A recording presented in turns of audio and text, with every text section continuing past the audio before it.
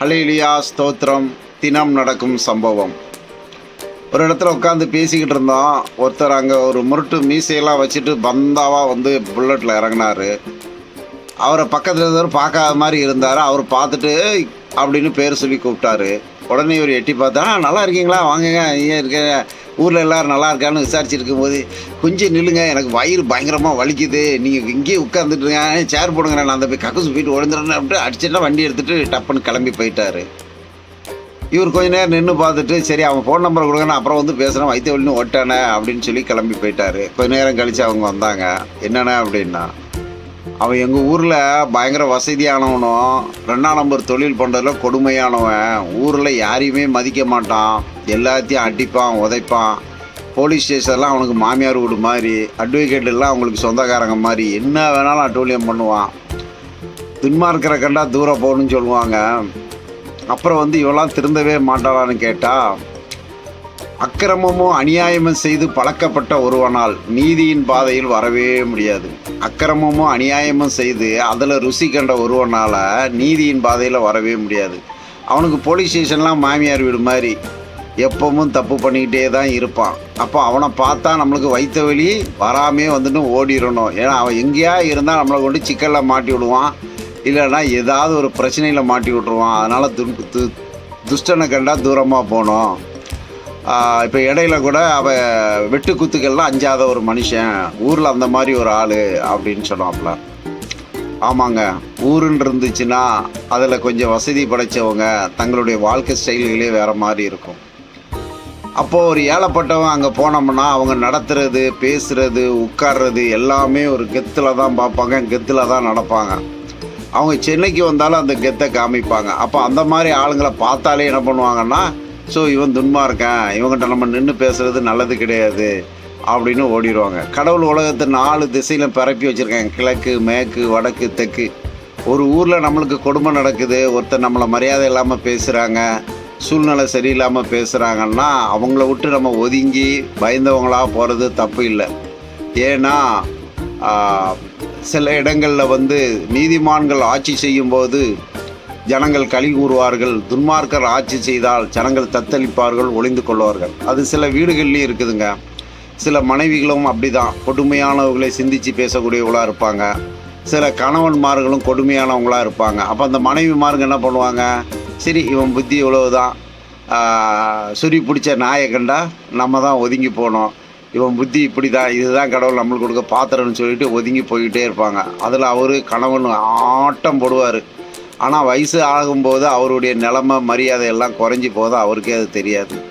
அதே மாதிரி சில பெண்களும் ஆட்டம் போடுவாங்க. அது கடவுள் பயமும் இருக்காது, ஒரு பயமும் இருக்காது. அவங்க நினச்சதை நடத்துவாங்க, நினச்சதை பேசுவாங்க, நினச்சதை செய்வாங்க. அது அவங்களுடைய கிரியைகள். அதனால் எதையும் தப்புன்னு சொல்ல முடியாது, ரைட்டுன்னு சொல்ல முடியாது. அப்போது இந்த கொடுமையானவங்களால் பாதிக்கப்பட்டதை பற்றி பேச போனோம்னா ஏகப்பட்டது பேசிக்கிட்டு இருக்கலாம். அவங்களுடைய கொடுமையான கனவுகள் என்னென்னா, இப்போது உதாரணத்துக்கு எங்கள் வீட்டில் முருங்கை மரம் உளுந்துடுச்சு. அந்த முருங்கை மரத்துடைய காய்களை பறித்து கொண்டு விற்றுட்டு வாடான்னு சொல்லி எங்கள் அம்மா கொடுத்து அனுப்புகிறாங்க. ஒவ்வொரு தெருவாக போகும்போது ஒரு சிலவங்க வாங்கிட்டு காசை கொடுத்தாங்க. இந்த குடும்பக்காரன் வீட்டுக்குள்ளே போனால் குடும்பமே கொடுமை பிடிச்சிது. இது 2ஆம் நம்பர் தொழில், குடும்பமே திரும்பிச்சு. வயசான பாட்டி உள்ளே உட்காந்துக்கிட்டு இருந்துச்சு. இங்கே வாடான்னு கூப்பிட்டுச்சு. குரலே ஒரு மாதிரி ஆதிக்கமாக போய் உட்காந்தோம். நின்ன உடனே முருங்காயை எடுத்துச்சு. அப்படி கட்டாக பார்த்துட்டு ஒவ்வொரு கட்டாக பிடிக்க வீட்டுக்குள்ளே போட்டுச்சு. அப்புறமா ஒரு கட்டு எடுத்துகிட்டு, காசு இல்லை நாளைக்கு வந்து வாங்கிக்கானுச்சு. அது நாளைக்கும் தராது, இன்றைக்கும் தராது. ஆனால் சொல்லுவாங்க, நாங்கள்லாம் அக்கிரமம் செய்கிறவங்களாம் சொல்லுவோம், நாங்கள்லாம். ஆனால் ஒரு அக்கிரமம் பண்ணுறவன் என்ன தான் அநியாயம் பண்ணாலும் அவங்க சமுதாய ரீதியாக அவங்களுக்கு பாதுகாப்பு கொடுப்பாங்க. அவங்கள ஒருத்தவங்க ஏதாவது ஒரு பிரச்சனையை எதிர்த்து அடிச்சுட்டா சமுதாய ரீதியாக வந்து பழி வாங்குவாங்க. ஆனால் அந்த வீட்டில் பிறந்த தாயோ மகனோ மகளோ இது தப்பு, இது ரைட்டுன்னு சொன்னால் உலகம் எவ்வளோ சமாதானமாக போயிடும். அப்போது கம்யூனிட்டி ரீதியாகவும் மத ரீதியாகவும் அக்கிரமத்துக்கு துணை போகிறது வந்து இந்த உலகத்தால் படைக்கப்பட்டதாக இருக்கும்போது சில இடங்களில் கேட்க முடியும், சில இடங்களில் கேட்கவே முடியாது. அப்போ அப்படிப்பட்டவங்களை கண்டு நம்ம என்ன பண்ணணும், வடக்கு தெற்கு கிழக்குனுக்க மாதிரி அவன் வடக்கு பக்கம் இருக்கான், நம்ம கிழக்கு பக்கம் ஓடிடணும். ஆண்டவர் சொல்லியிருக்காரு, உனக்கு விரோதமாக உருவாக்கப்படும் எந்த ஆயுதமும் வாய்க்காதே போகும், உன் நாவில் வல்லமையை நான் தருவேன் இருக்காரு. ஆமாம், துன்மார்க்கனை கண்டா வைத்த வழி தானாக வந்துடும், ஓடி போயிடணும். அப்புறமா அந்த துன்மார்க்கனுடைய செயல்பாடுகள் அப்படி தான் இருக்கும். கடவுள் ஒவ்வொரு இடங்களையும் நடத்தி கொண்டு போகும்போது சந்தோஷமாக போயிட்டே இருக்க வேண்டியது தான். அவள் அப்படி பண்ணுறான்னு சொல்லி நம்ம போயிடக்கூடாது. துன்மார்க்கோட நிழலை கூட பார்க்கக்கூடாது. அவள் குடும்பமே தப்பான தொழில்கள் பண்ணும், சமுதாயமே தப்பான தொழில்களை பண்ணும். கேட்டால் அது எங்கள் சமுதாயத்துக்கு கொடுக்கப்பட்டதுன்றவான், அதை தட்டி கேட்க முடியாது. இப்படி ஏகப்பட்ட சம்பவத்துக்களை தான் நம்ம ஒவ்வொரு நாள்களும் கடந்து வந்துக்கிட்டு இருக்கிறோம். கடவுள் என்ன சொல்லுகிறார்? நாமல் உலகத்தை படைச்சிருக்காரு.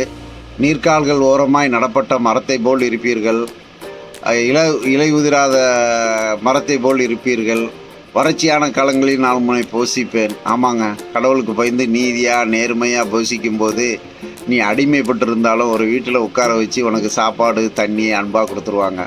ஆனால் அந்த துன்மார்க்கமாக அலைகிறவங்க இருக்கான் பார்த்தீங்களா, பேரை பார்த்தா தலைவா வணக்கம் நல்லா இருக்கியோ அப்படிம்பானுங்க. ஆனால் வீட்டில் கூப்பிட்டு ஒரு சொக்கு தண்ணி கூட கொடுக்க மாட்டானுங்க. அவனுக்கு புத்தி அப்படி தான். அதனால் நாம் ஒதுங்கி போவோம், துன்மார்க்கர்களுடைய விதைகளை கற்றுக்கொள்ளாமல் இருப்போம், துன்மார்க்கர் வழியில் போகாமல் இருப்போம். துன்மார்க்கர்கள் அவங்களுக்கு அதிலே பழகி போயிருப்பாங்க, அவங்களிலே செய்துக்கிட்டு இருப்பாங்க. அவங்க வழியில் நம்ம குறுக்கிட வேண்டாம். கர்த்தரை நம்ம தேடும்போது அவர் ஞானங்களை தருவார், ஞானங்களை தந்து நம்மளை ஆசீர்வதிப்பார், ஞானங்களால் நம்மளை கிருபை செய்வார். கர்த்தருடைய கிருபை பெரிதாக இருக்கிறது. கர்த்தருக்கே கீழ்ப்படிந்து நடப்போமாக. கர்த்தர் நம்மளை எப்போதும் போல இப்போதும் நடத்துவார். வேதங்களை கற்றுக்கொள்வோம், விடுமுறை நாட்கள் ஆலயங்களுக்கு செல்வோம், சமாதானமாக இருப்போம், உடம்பை பார்த்துக்கொள்வோம். நம்ம உடம்புக்கு நம்ம தான் அதிபதி. 8 நிமிஷம் பேசுகிறதுக்காக பேசிக்கொண்டு இருக்கிறேன், தயவு செய்து தள்ளி விட்டுறாதீர்கள். 8 நிமிஷம் வீடியோ போடுவது பழக்கப்படுத்தி கொண்டு இருக்கிறேன். இது ஒரு புதிய முயற்சிகள். அதனால் துன்மார்க்கரால் பாதிக்கப்பட்ட காரியங்கள் உண்டு.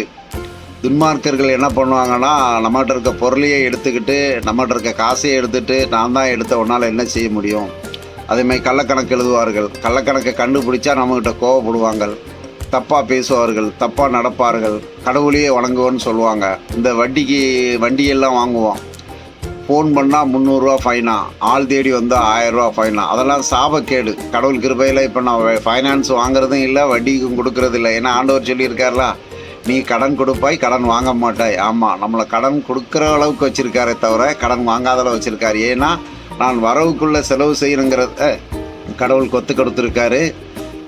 ஏண்டப்பா காசு இருந்தால் நல்லா உச்சிதமான பொருட்களை வாங்கி சாப்பிடுவேன், காசு இல்லைன்னா சாதாரண கஞ்சி தண்ணி குடிச்சிட்டு கூட படுத்துக்கிடுவேன்.